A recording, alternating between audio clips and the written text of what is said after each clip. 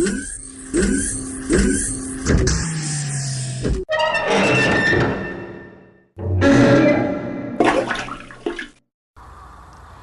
is the black oxiding setup I've got in the storage container.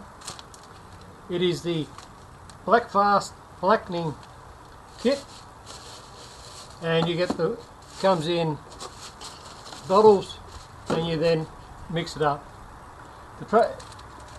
They got a flow chart, and basically I've got each one numbered. You then do the degreasing until clean. They say 30 seconds, so degreaser you can use, if you want to save money, you can use something like the brake cleaner. The next step is the conditioning. Conditioning 1 minute water conditioner. You can also just use the dishwasher tablets, that's the same. The third step is the blackening. That is their solution, cold black oxiding. You only really have to buy that to do the process yourself, save a bit of money. The third one they call dewatering. That's only soluble oil, cutting fluid. So you put it in the first tank, then rinse in water. Put in the second tank, rinse in water. Put in the third tank, which is the blackening, put in the water. Then go over to the soluble oil, the dewatering, and let it sit there. What I like to do is let it sit there and then wrap them up in an old chopping bag overnight. That way it gets sucked in a bit better. Now normally I do one item, large item, dip it, but since I'm going to do all those screws, I've just made myself up a little basket. These are baskets, put your knives and forks in. So I've bent up a couple of wires which just fit on side on the holes.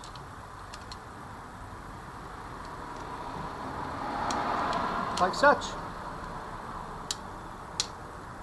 And I just do that and agitate around. So we'll get the process going. Here are my nuts from the previous process, sand, the vibrating tumbler, so let's put them in. What I also do is I keep each container in a plastic bag. If there's a spill, it's kept in the container and it's not spilled all over. As I said before, the lids are numbered, so as I know the steps. So here's number 1.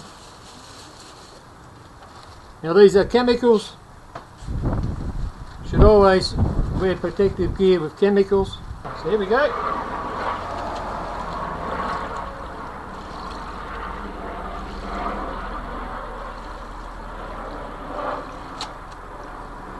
Now, according to the steps, degreasing until clean, 30 seconds.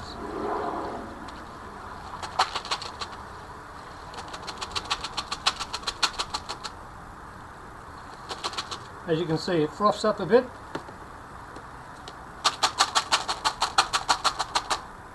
And it's fairly frothy in there. I have 2 containers. This is just tap water, nothing special.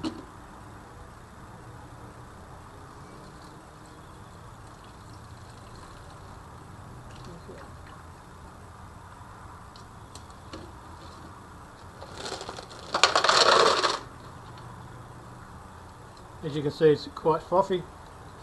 I will then rinse this in another larger container.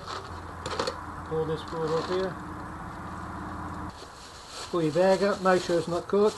Add pressure to the centre and lift the seal. And that will vacuum seal the container. There.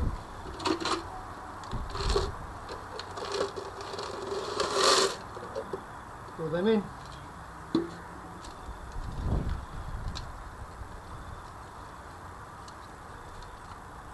Give them a shake.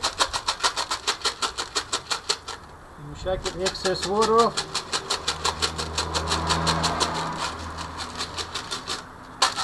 So now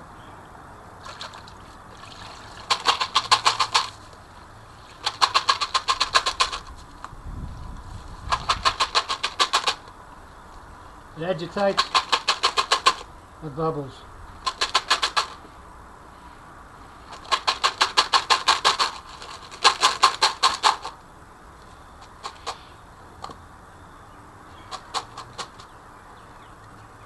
Yeah.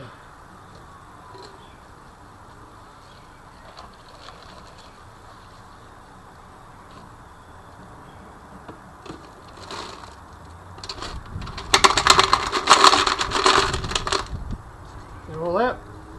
Once again. So I'll come back to you after I've rinsed these containers and we'll go on to the black oxide side. Okay, I'm back. So I've rinsed off the containers. I'm removing the excess water.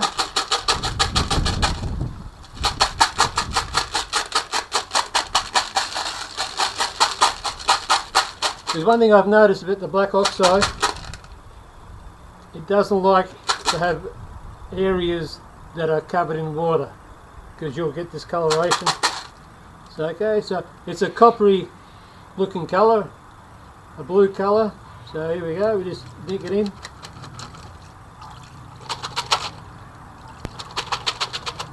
Now the thing is, if you try to black oxide too long, it will smut. So you'll only end up with a black powder over it. So you have a look, see how it's going. Now, I'm agitating these so as all the faces are getting coated.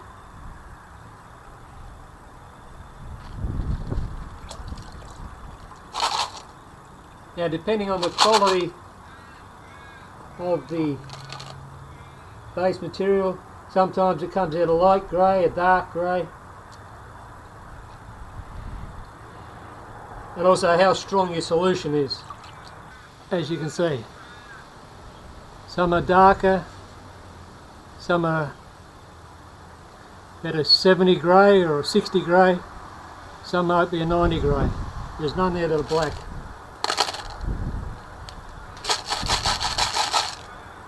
So that's that process. Okay, now the last one is, sometimes it looks the yuckiest. There it is. You wouldn't want that on a sandwich, would you? Like I said, it's just coolant, water soluble oil.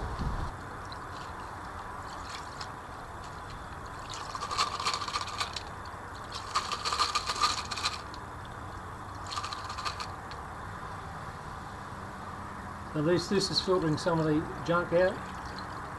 But the lumps get stuck in threads, that sort of thing. But doesn't hurt it.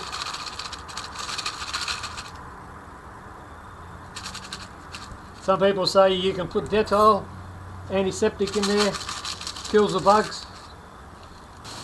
Can let them drain, but just put them on there. And from the rust, I would say I need more solution in there to turn them black. But as they're only nuts, they will do. And the black oxide doesn't stop them from rusting anyway. You still need to put oil on them.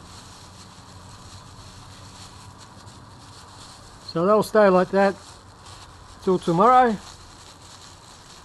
Make sure they all absorb, and then I'll spread them out and supply oil to them.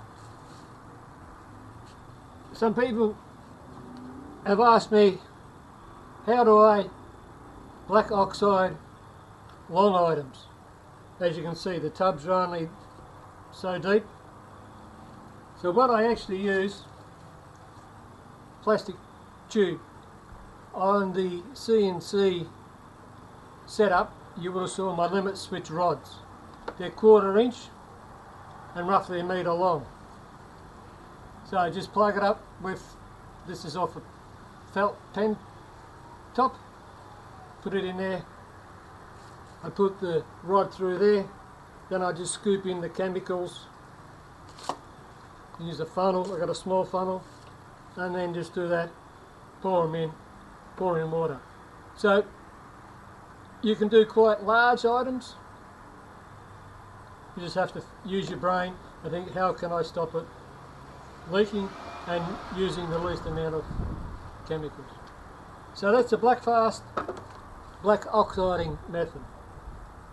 Thanks for watching.